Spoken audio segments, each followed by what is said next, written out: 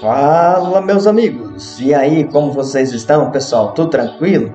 Bom, galera, agora viemos hoje aqui trazer esse vídeo para vocês, para a gente estar sabendo as influências do nosso clima no nosso organismo, né? Como o nosso corpo reage, quais são os efeitos no clima seco, quente, principalmente do centro-oeste, norte e nordeste do país, também no clima sul.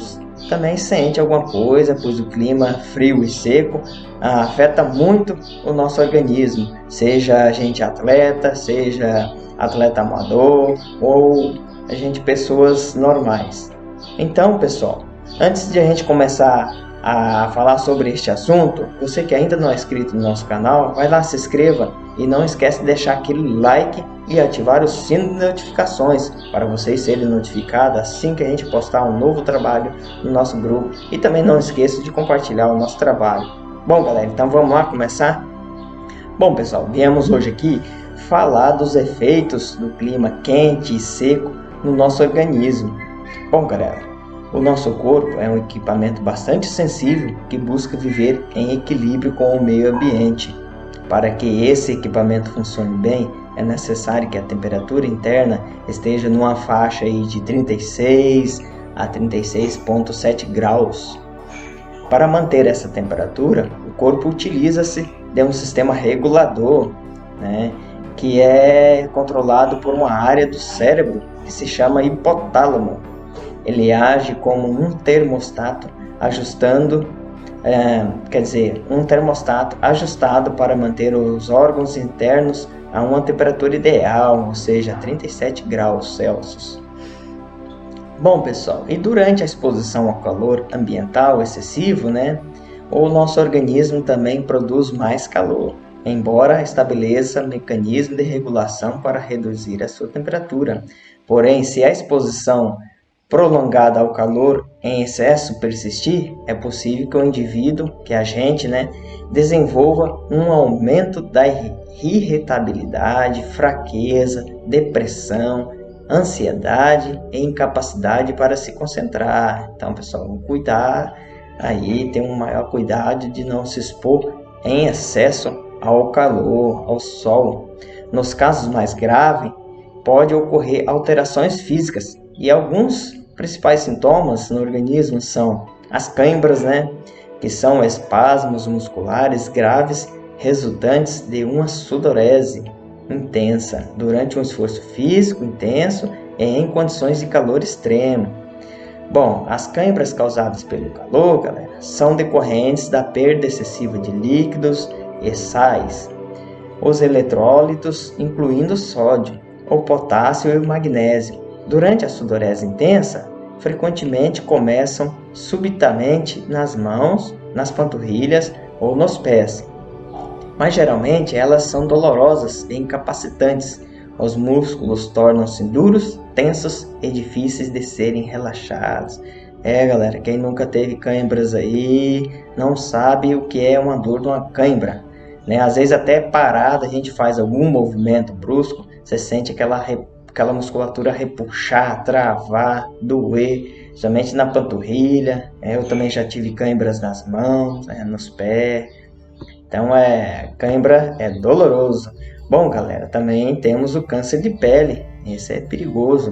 O câncer de pele é um tumor formado por células da pele que sofrem uma transformação e multiplicam-se de maneira desordenada e anormal, dando origem a um novo tecido, tal da neoplasia, Entre as causas que predispõem ao início dessa transformação celular, aparece como principal agente a exposição prolongada e repetida à radiação ultravioleta do sol, pessoal. Então, maior cuidado aí. O câncer da pele atinge principalmente as pessoas de pele branca, que se queimam com facilidade e nunca se bronzeiam, ou se bronzeiam com dificuldade. Então, cerca de 90% das lesões localizam-se nas áreas da pele que ficam expostas ao sol, o que mostra a importância da exposição solar para o surgimento do tumor. A proteção solar é, portanto, a principal forma de prevenção da doença. Então, galera, as pessoas com cor branca aí, ter o maior cuidado, né? Ainda mais essa época do ano, onde o sol, a radiação ultravioleta é mais intensa. Temos também a desidratação. Quando a temperatura ambiente sobe, o organismo transpira para manter a sua temperatura dentro de parâmetros normais. Porém, se essa transpiração for excessiva, o corpo pode desidratar. A desidratação é um estado patológico do organismo causado pelo baixo nível de líquido, ou seja, água, sais minerais e orgânicos no corpo.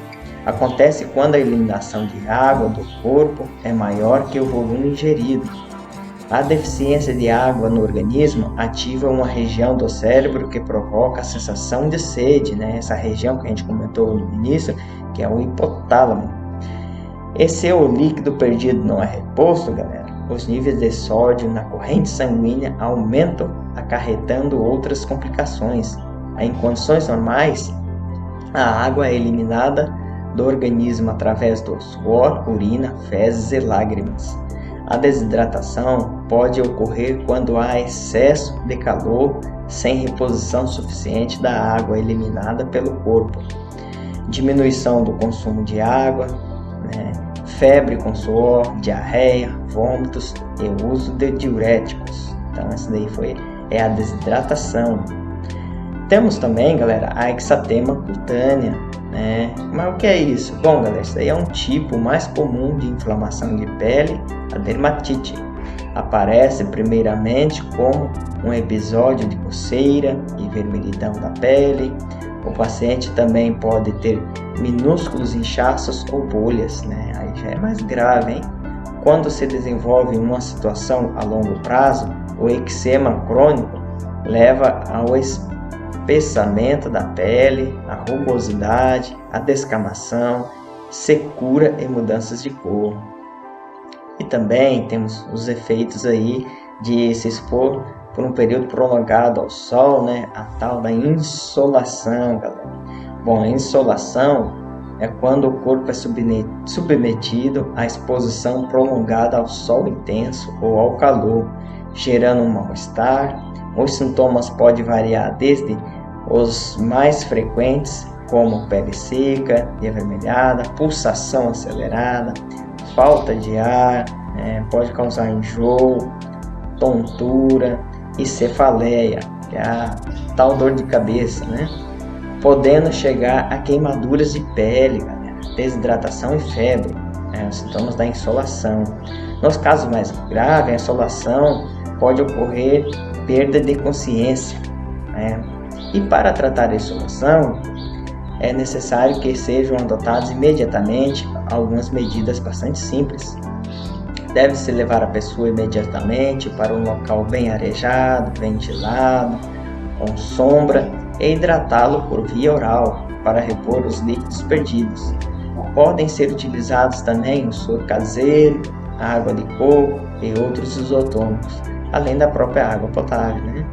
O líquido deve ser ingerido em doses pequenas e repetidas, então deve ser ingerido devagar, em pequenas doses, com paciência e com calma. Deve-se evitar também a ingestão de bebidas alcoólicas. Galera, bebidas alcoólicas nessa época do ano causam desidratação, por causa do álcool, né? E tendo em vista que fazem com que o corpo perca ainda mais líquido, funciona como um diurético, a bebida alcoólica. Tem também, galera, em alguns casos, causa lesões de órgão também. Como assim? As lesões provocadas pelo calor é uma condição que pode ser moderada a grave, caracterizada pela lesão a um órgão, lesões hepáticas, rabdomiólise, que é a quebra do tecido muscular, né? Também presença de coágulos amplamente distribuídos, né? Que é a coagulação intravascular disseminada. Tem desses desequilíbrios hidroeletrolíticos e insuficiência renal, e normalmente, mas nem sempre com alta temperatura corporal, acima dos 40 graus. E tem também, galera, a síncope, né? Também conhecido como desmaio, a síncope. Caracteriza-se pela vertigem, tontura e fraqueza durante ou após permanecer em pé por tempo prolongado. Galera, isso aí eu também às vezes já senti. Às vezes a gente fica muito tempo deitado, principalmente num clima muito quente, ambiente seco, né? Às vezes você fica muito tempo deitado ou sentado, você levanta de uma vez e naquela tontura, né? Então, em pé por muito tempo prolongado ou após levantar-se depois de permanecer deitado ou sentado em um ambiente quente.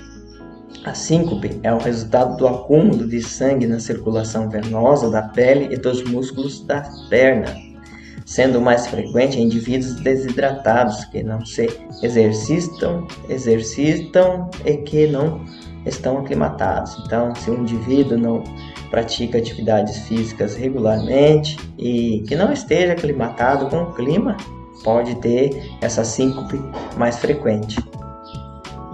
Bom, galera, e em relação ao clima quente, seco e aos treinamentos, né, principalmente a gente que é atleta, né, de alto rendimento aí, o pessoal que gosta de buscar resultados, e temos também aqueles atletas que praticam atividades físicas regularmente.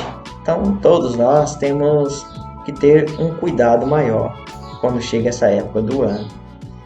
Bom, o choque hipertérmico acomete principalmente os atletas ou quem pratica atividade física prolongada em condições desfavoráveis, galera, como um ambiente quente e úmido. Essa prática causa um desequilíbrio na homeostase, que é o sistema de regulação interna do organismo, fazendo com que haja um aumento substancial na temperatura interna do nosso corpo e pode provocar problemas nas funções fisiológicas, tais como distúrbios no sistema circulatório e excretor, podendo ainda ocasionar coma ou morte. Então, galera, muito perigoso, né, realizar treinamentos aí, atividade física em um período do dia que o clima esteja muito quente e períodos do dia onde a umidade do ar esteja muito baixa, né? Falando em umidade do ar baixa, a baixa umidade relativa do ar costuma ser mais acentuada, né? A gente já comentou no centro-oeste, sudeste e sul do Brasil, entre o inverno e o início da primavera. Nessa época, é comum as pessoas apresentarem problemas como pele ressecada, complicações alérgicas e respiratórias, devido ao ressecamento das mucosas e irritação nos olhos. Além disso, o tempo seco gera grande impacto na prática de atividades físicas, sobretudo em esportes ao ar livre, e quando a umidade está abaixo do considerado ideal pela Organização Mundial da Saúde, que é de 40% a 70% a umidade relativa do ar. Lembrando que o nosso corpo é composto, né, galera, por 70% de água, né? Abaixo dessa faixa, o atleta pode sentir um cansaço precoce e excessivo para uma intensidade do exercício que normalmente tolera bem as condições climáticas mais favoráveis. Um dos motivos para essa possível queda de desempenho vem do esforço do organismo em controlar sua temperatura, já que o suor evapora mais rapidamente com a baixa umidade. E nessa época do ano, galera, a nossa respiração também fica prejudicada, né, nas atividades físicas, nos treinamentos, que é um dos fatores que tende a afetar seu desempenho no treino. Quando o tempo fica seco, é a dificuldade enfrentada pelo sistema respiratório em umidificar o ar antes de chegar aos alvéolos dos pulmões, onde ocorre a troca gasosa. Bom, o oxigênio entra no sangue e o gás carbônico é eliminado. Já com a baixa umidade, esse processo se torna mais trabalhoso para o organismo e há elevado gasto energético para aumentar a umidade dentro do pulmão. No exercício, a frequência da respiração aumenta, pois o organismo necessita de mais oxigênio para realizar o trabalho muscular. Se o ar está muito seco, o sistema respiratório tem que trabalhar ainda mais para umidificar o ar e suprir a demanda.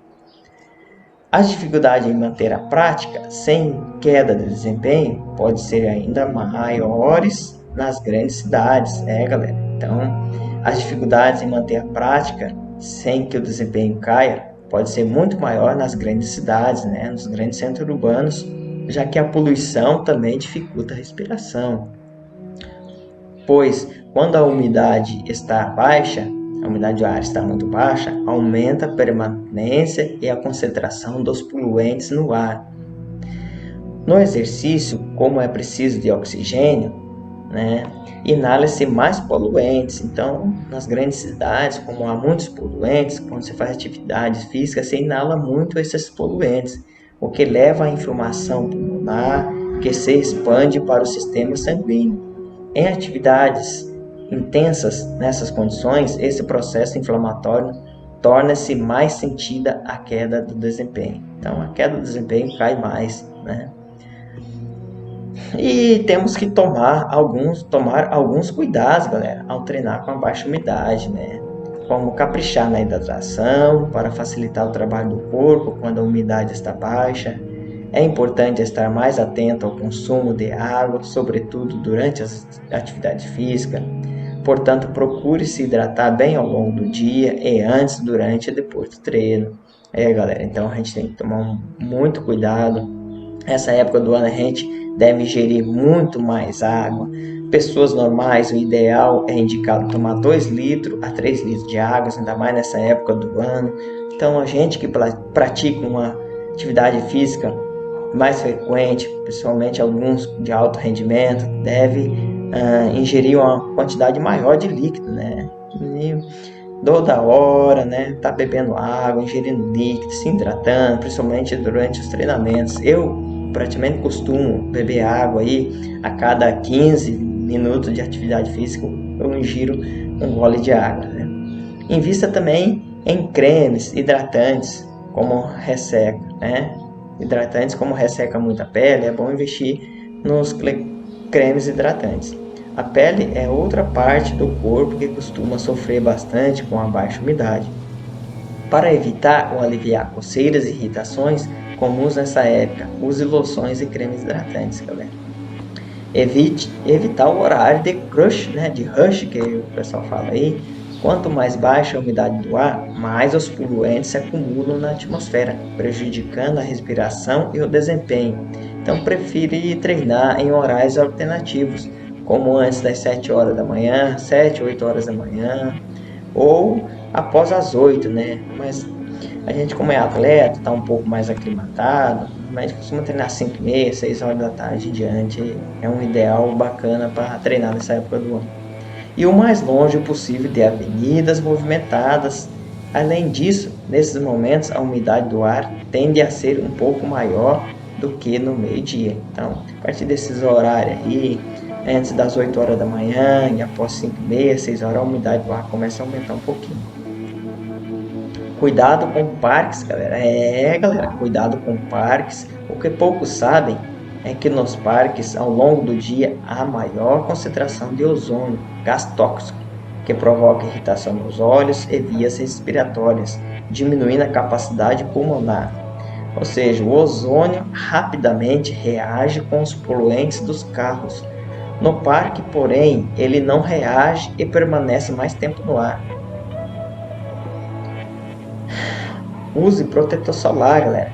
Nessa época do ano, muitos esquecem desse protetor, então a gente tem que estar usando bastante ele, Usar protetor solar, por mais que os dias sejam frios, nessa época do ano, em algumas regiões, Algumas regiões é muito quente, mas nós devemos usar. Proteger a pele ao treinar ao ar livre é essencial. Prefira os protetores que sejam também hidratantes. É importante reduzir a intensidade. Quem treina em ritmo leve não costuma sofrer tanto os efeitos do tempo seco, Já os que treinam com foco no desempenho tendem a sentir mais dificuldade. Portanto, quando a umidade estiver muito baixa, procure reduzir um pouco a intensidade do exercício ou faça a atividade física em ambientes controlados, Digam com ambientes controlados as academias que tem aqueles climatizadores que distribuem, até aumenta a umidade do ar dentro da academia. Mas os atletas que praticam muita atividade física, e principalmente atletismo, procure ambientes, locais que sejam bastante abertos, arejados, Somente for quem tiver na cidade uma lagoa, um lugar onde tem um lago, perto dos rios, é bacana que a umidade está um pouco mais alta. Se não, procura alternar aqueles horários, né, específicos, onde durante o dia que não esteja muito quente. E também, galera, investir no soro fisiológico e no colírio. A baixa umidade do ar é propícia para o ressecamento, não só da pele, como também das mucosas, né? Portanto, utilize soro fisiológico para lubrificar as vias aéreas e reduzir incômodos respiratórios. Galera, nessa época do ano, como a umidade do ar, a água, nosso organismo utiliza normalmente para limpar, né, a sujeira que entra de fora do nosso organismo, somente na respiração pelo nariz. Então utilize o soro fisiológico para estar limpando as vias respiratórias, né, limpando seu nariz, lubrificando essas vias respiratórias. Lavar as narinas com soro é muito importante, estar lubrificando também. E o colírio também para estar lubrificando os olhos, né? Muito importante essa época do ano. Bom, galera, nessa época do ano, algumas recomendações para prevenir e amenizar os efeitos do calor no organismo é muito importante. Como a gente já comentou, que a ingestão de água, né?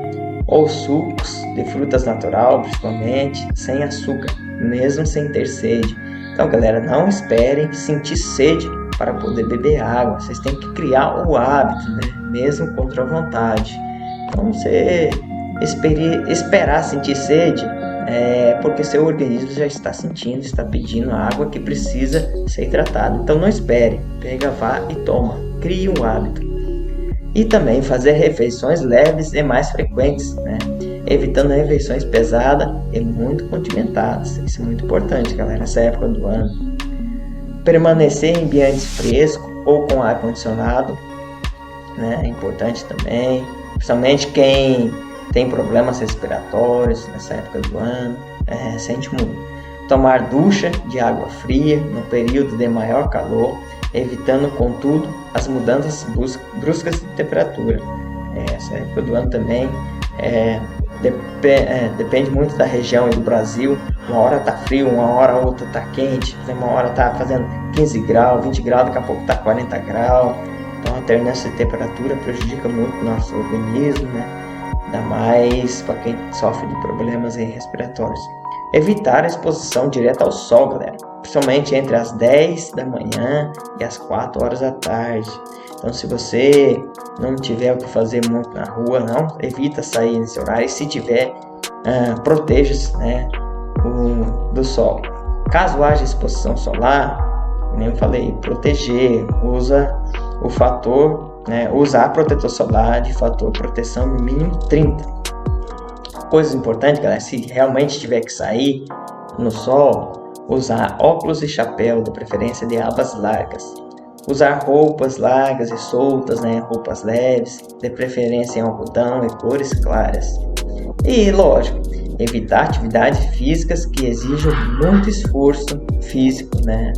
Principalmente quem tem problema de saúde e for fazer atividade física, nessa época do ano tem que tomar muito cuidado, galera. Uma coisa aqui também, galera, que a gente tem que pensar é que esses efeitos aí vai variar muito de indivíduo para indivíduo, se ele é atleta de alto rendimento ou não é atleta de alto rendimento, se ele pratica atividade física também só por lazer, se o indivíduo tem algum problema de saúde ou não. Então isso vai de cada indivíduo, né? Saber a sua capacidade. Bom, galera, e aqui falamos um pouco, né, sobre os efeitos do clima seco e quente que afeta o nosso organismo. Bom, galera, e aqui demos por encerrado mais esse trabalho. Se você não se inscreveu, não se esqueça de se inscrever no nosso canal e deixar aquele like e compartilhar o nosso trabalho. Então, galera, um abraço, fiquem com Deus e até a próxima.